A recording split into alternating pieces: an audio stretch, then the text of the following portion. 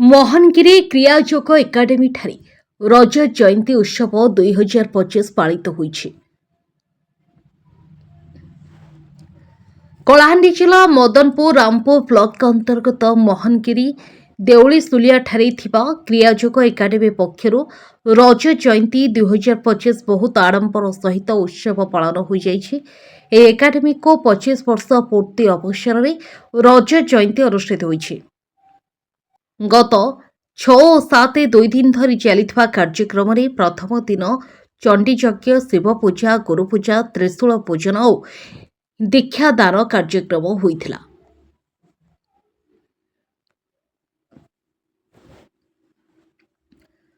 ଏକାଡେମୀର ଜଗତଗୁରୁ ଶ୍ରୀ ପରମହଂସ ଆତ୍ମାନନ୍ଦ ଜୀ ନିଜେ ମୁଖ୍ୟ ଅତିଥି ଭାବେ ଯୋଗ ଦେଇଥିଲେ। ପ୍ରଥମେ ତାଙ୍କୁ କଳାହାଣ୍ଡିର ବୀରବାଦ୍ୟ ଘୁମୁରା ଏବଂ ସ୍ୱାଗତ ଗୀତ ଗାୟନ କରି ସ୍ୱାଗତ କରାଯାଇଥିଲା। ଜଗତଗୁରୁ ନିଜେ ରହି ସମସ୍ତ କ୍ରୀଡ଼ାବିତମାନଙ୍କୁ ଯୋଗ ଶିକ୍ଷା ଦେବା ସହିତ ନୂତନ ସଦସ୍ୟମାନଙ୍କୁ ସାମିଲ କରିଥିଲେ ଏବଂ ଯୋଗ କ୍ରିୟାର ଉପକାରିତା ବିଷୟରେ କ୍ରୀଡ଼ାବିତ ତଥା ଜନସାଧାରଣଙ୍କୁ ସୂଚନା ଦେଇଥିଲେ। ମହନଗିରି କ୍ରିୟାଯୋଗ ଏକାଡେମୀର ମୁଖ୍ୟ ସମ୍ପାଦକ ସୁଖଦେବ ସାହୁଙ୍କ ଅକ୍ଲାନ୍ତ ପରିଶ୍ରମ ଓ ଉତ୍ତମ ତତ୍ତ୍ୱାବଧାନରେ ଏହି ଉତ୍ସବଟି ବହୁତ ଆଡମ୍ବର ସହିତ ପାଳନ ହୋଇଥିବା ବେଳେ ଏହି ଉତ୍ସବକୁ ସଭାପତିତ୍ୱ କରିଛନ୍ତି ଅନୁଷ୍ଠାନର ସଭାପତି ବିଶ୍ୱନାଥ ହୋତା।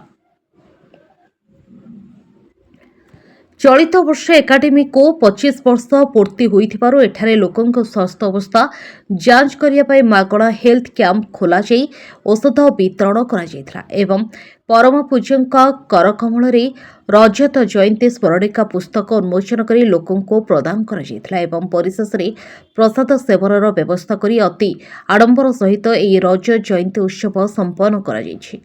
ଏହି କାର୍ଯ୍ୟକ୍ରମକୁ ଆସିଥିବା ବିଭିନ୍ନ ସମ୍ମାନିତ ଅତିଥି ଭାବେ ଯୋଗ ଦେଇଥିଲେ ଉମେଶ ଚନ୍ଦ୍ର ପଣ୍ଡା, ଭବାନୀପାଟଣା କ୍ରିୟାଯୋଗ ସଭାପତି ତଥା ମହନଗିରି କ୍ରିୟାଯୋଗ ଏକାଡେମୀର କାର୍ଯ୍ୟକାରୀ ଅଧ୍ୟକ୍ଷ ପଞ୍ଚାନନ ମୁଣ୍ଡ, ସମ୍ପାଦକ ବଦ୍ରି ପ୍ରସାଦ ମିଶ୍ର, ନଲ୍ଲା ବସନ୍ତ ଯୋଶୀ ଧର୍ମଗଡ଼, ଦୀପକ ରଞ୍ଜନ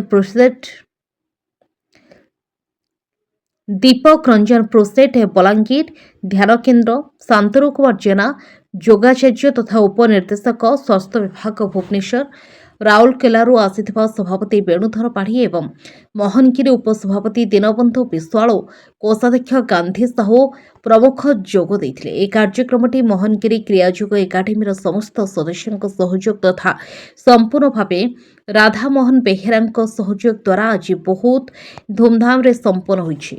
କଳାହାଣ୍ଡିରୁ ରୋହିତ କୁମାର ନାୟକଙ୍କ ରିପୋର୍ଟ, ପ୍ରତିକାର ନ୍ୟୁଜ୍। मैं अनुष्ठान सेक्रेटरी हमारे कार्यक्रम आरंभ थिला 12/10/2000 आज आम रज जयंती पालन कर गुरुदेव आशीर्वाद करुणार एवं यह एक धार्मिक अनुष्ठान ये आज 400 रु अधिक दीक्षादान अच्छा आश्रम सब क्रियावान मान अच्छा लक्ष्य अच्छे ये आश्रम धर्म प्रचार हो एवं क्रियाजोगर प्रचारटा हो जेहेतु क्रियाजोग हूँ जगतगुरु श्रीकृष्ण एवं परमहंस आत्मानंद जी से ही दीक्षा को जेहेतु प्रचार करूँ यही एकाडेमी होची तार गोटे प्रचार माध्यम आम चिंता करूँ जेहेतु यहाँ 4टा जिलार गोटे बॉर्डर जगार अनुष्ठान अच्छी तेणु 4टा जिला सहित यहाँ ओडिशा रे केमिति प्रचार और प्रसार हेब ये एकाडेमी ये उद्देश्य आम चिंता करूँ से कार्यक्रम आम संश्लिष्ट होकर जारी रखुँ। ये अनुष्ठान सभापति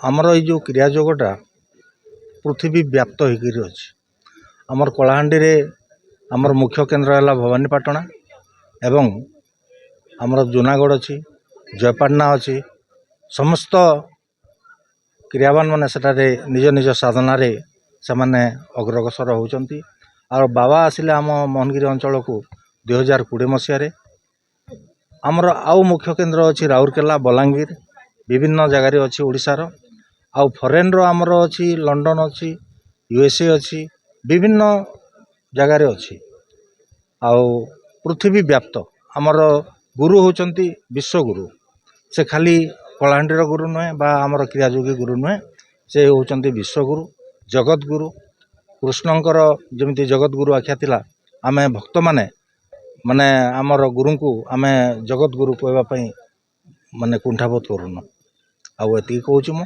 आमर 2021 मसीह चली आसी ପ୍ରଥମରେ 2000 2000 ମୋହନଗିରି ଷ୍ଟାର୍ଟ ହେଲା, ମୋହନଗିରି କ୍ରୀଡ଼ା ଯୋଗ ଆରମ୍ଭ ହେଲା। ମୁଁ 2021 ମସିହାରୁ ସେକ୍ରେଟାରୀ ପଦରେ ରହିଲି। ତାପରେ ବିଭିନ୍ନ ଅନୁଷ୍ଠାନ ବିଭିନ୍ନ କାର୍ଯ୍ୟକ୍ରମ ମାନ କଲି।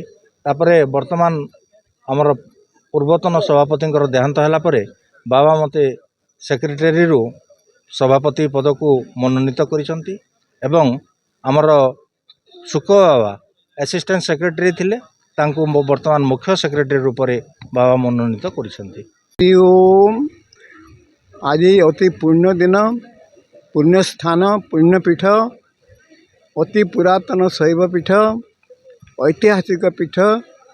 एठी क्रियायोग ध्यान केन्द्र आश्रम क्रियायोग एकाडेमी प्रतिष्ठित हो पारिछि। एटा स्थानीय लोकंकर सहानुभूति एवं अक्लांत परिश्रम कर्मकर्ता वृंदकर अक्लांत परिश्रम एटा संभव। कठिन परिश्रम अक्लांत उद्यम रे असंभव मध्य संभव हो पारे। एवं यही जीवन रे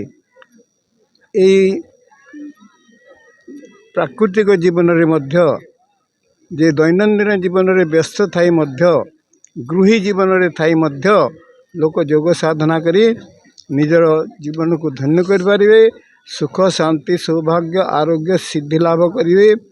यहाँ भगवान श्रीकृष्णकर वाणी गुरुवर्गंकर वाणी। आज अत्यंत शुभ दिन जे क्रियायोग एकाडेमी आमर रौप्य जयंती। यहाँ अत्यंत सौभाग्य दिन, आम समस्त सौभाग्यर दिन। सन्तु सुखिनः सर्वे सन्तु निरामया सर्वे भद्राणि पश्यन्तु माँ कश्चित् दुःखभाग् भवेत्। ओम शांति शांति शांति।